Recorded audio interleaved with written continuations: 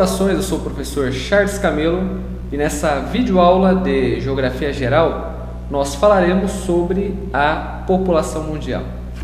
Nessa primeira parte nós falaremos sobre a distribuição da população pelo mundo e o seu respectivo crescimento. Eu desejo a todos uma boa aula e bons estudos. Vamos à nossa introdução. A população mundial, segundo dados da Organização das Nações Unidas, no final do ano de 2010, atingiu a cifra dos 7 bilhões de habitantes, 7 bilhões de pessoas, perdão. E segundo expectativas, em 2016 chegará aos 7,5 bilhões.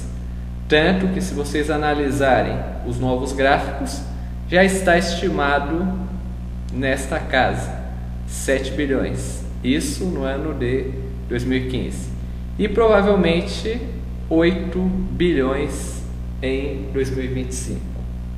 E, no entanto, essa distribuição da população pelo mundo, ela ocorre de forma desigual, tanto que existem áreas onde há uma grande concentração populacional. Essas áreas com grandes concentrações, nós chamamos ela de densamente povoadas, e as áreas pouco povoadas são chamadas de vazios demográficos. E dentro desse processo nós dividimos a população de duas formas. A distribuição da população pelo mundo nós classificamos de duas formas. A primeira nós chamamos de população relativa. A população relativa, ela refere-se ao número de habitantes por quilômetro quadrado, e população absoluta, o número total de habitantes, independente do tamanho do território. E dentro desse processo ocorre que as razões da distribuição desigual da população pelo espaço, ela pode ser de natureza histórica, ambiental ou climática. Ok? Crescimento populacional. O ritmo de crescimento demográfico ou populacional, ele foi lento durante milênios. Só que, porém, essa situação inverteu-se a partir do século XIX por causa da Revolução Industrial, o que de certa forma favoreceu uma urbanização da humanidade, e com essa urbanização houve melhorias. Porém, nas últimas décadas do século XX, o crescimento populacional ele era baixo nos países desenvolvidos e alguns países subdesenvolvidos, e intenso nos países subdesenvolvidos africanos ou islâmicos. Então, para se ter ideia, a população mundial, que levou cerca de 1.650 anos para duplicar a sua quantidade, ela dobrou novamente em apenas 37 anos, isso de 1950 a 1987. Porque, segundo estudos, se nós levarmos em conta o número de habitantes do planeta Terra no ano 1 da era cristã, era de 250 milhões. O número de 500 milhões de pessoas, de habitantes no planeta Terra, só foi atingido em 1650. E o número de 1 bilhão de habitantes em 1850. De 2 bilhões 1950, o número de 5 bilhões de habitantes, 1987.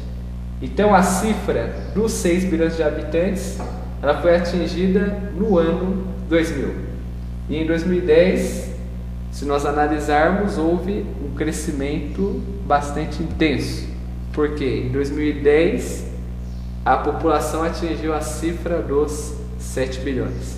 Então é por isso que eu registro aqui nesta aula que a população mundial ela cresceu de forma descomunal, porque se nós levarmos em conta, ela levou 1650 anos para duplicar e apenas 37 anos novamente já no século XX, graças às melhorias que ocorreram em algumas áreas da sociedade, ok?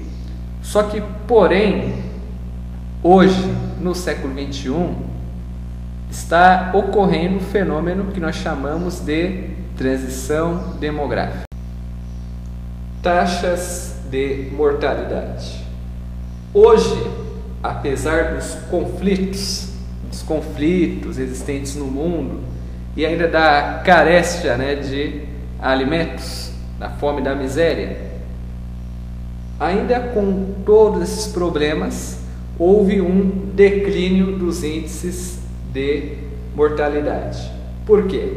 Porque com a Revolução Industrial, seguido de uma urbanização, houve, de certa forma, uma introdução de novas técnicas sanitárias e higiênicas que, de certa forma, acabou ali se propagando para o restante do mundo.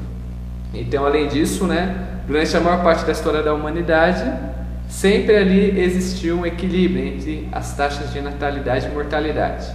E outro aspecto importante que contribuiu para a diminuição das taxas de mortalidade foi a melhoria na alimentação, resultante do aumento da produtividade no campo, outro fator que ajudou bastante no declínio da taxa de mortalidade.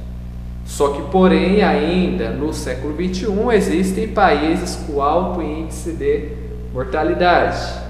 Existem ainda países que sofrem, principalmente com a questão da fome. Só que, porém, não é com tanta frequência como ocorriam nos séculos seguintes, ok? Índices de natalidade ou taxa de natalidade. Ao passo que a taxa de mortalidade diminuiu, houve o mesmo com os índices de natalidade, pois as taxas de nascimento também declinaram, embora com algumas décadas de atraso em relação à queda da mortalidade. Então, em alguns países, governos eles procuram incentivar políticas de controle de natalidade, ou seja, limitando o número de filhos por família.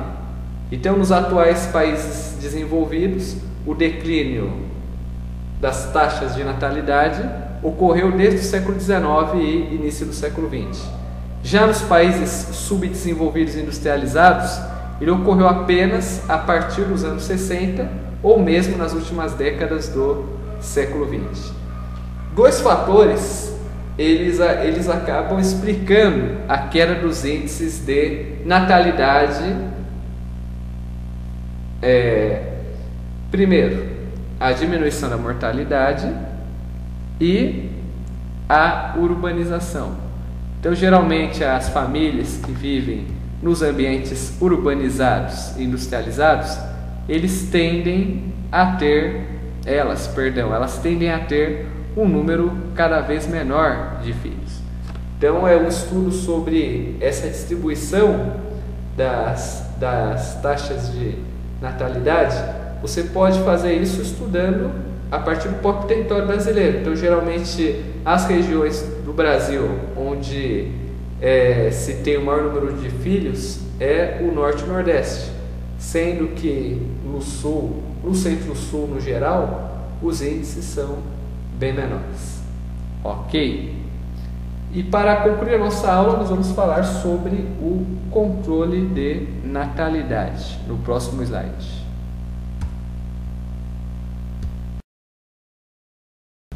A ideia de um controle de natalidade.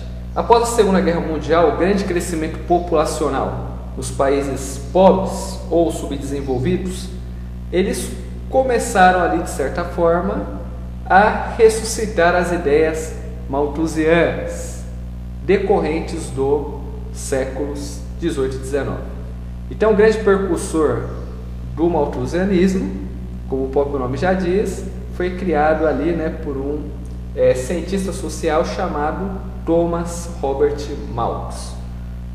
Malthus, ele defendia que a oferta de alimentos ela não acompanhava o crescimento da população e que se não houvesse um controle de natalidade, iria ocorrer muitas desordens e caos pelo mundo.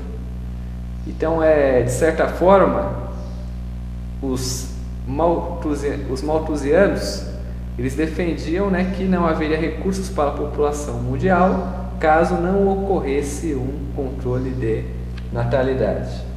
Então, de certa forma, né, essas preocupações de Malthus, né, ele escreveu um livro chamado Ensaios sobre o Princípio da População, e nesse livro ele defendia, né, que a produção de alimentos cresce em população, em progressão aritmética. Então, ou seja, 1, 2, 3, 4, 5, assim diante. Enquanto que a população cresce em progressão geométrica, ou seja, 2, 4, 6, 8, 16.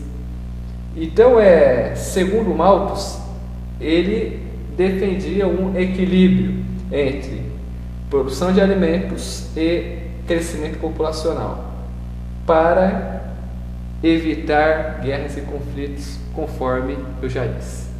Só que, porém, após a Segunda Guerra Mundial, quando o mundo, ele, de certa forma, descobriu o chamado subdesenvolvimento, houve preocupações.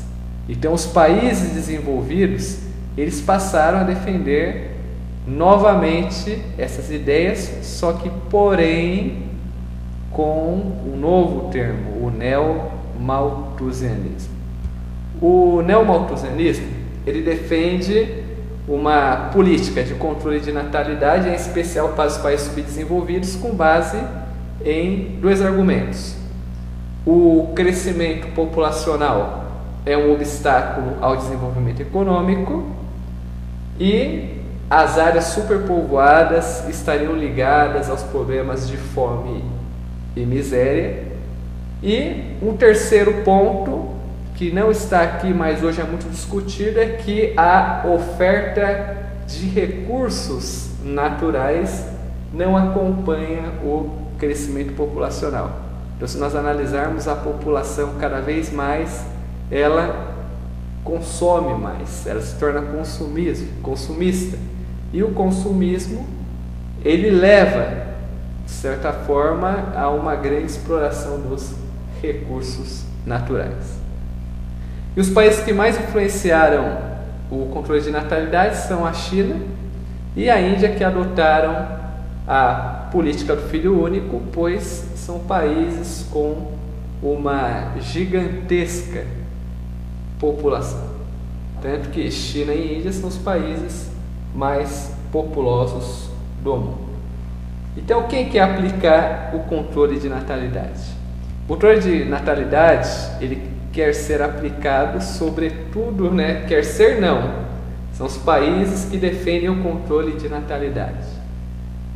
São os países do norte ou países desenvolvidos que estão ficando com populações cada vez minoritárias, com populações cada vez menores na superfície terrestre, e eles têm medo de que as migrações internacionais levem esses países a um patamar inferior, ou seja, tornar um país que é desenvolvido, um país rico, em um país subdesenvolvido, um país pobre. E além disso, existe ainda a questão da descaracterização da identidade cultural, dos valores e dos seus hábitos, em detrimento, né, das imigrações e dos novos costumes trazidos por essa população imigrante. Ok? Por aqui eu encerro esta videoaula. Eu agradeço a você por ter acessado ela e até o próximo episódio.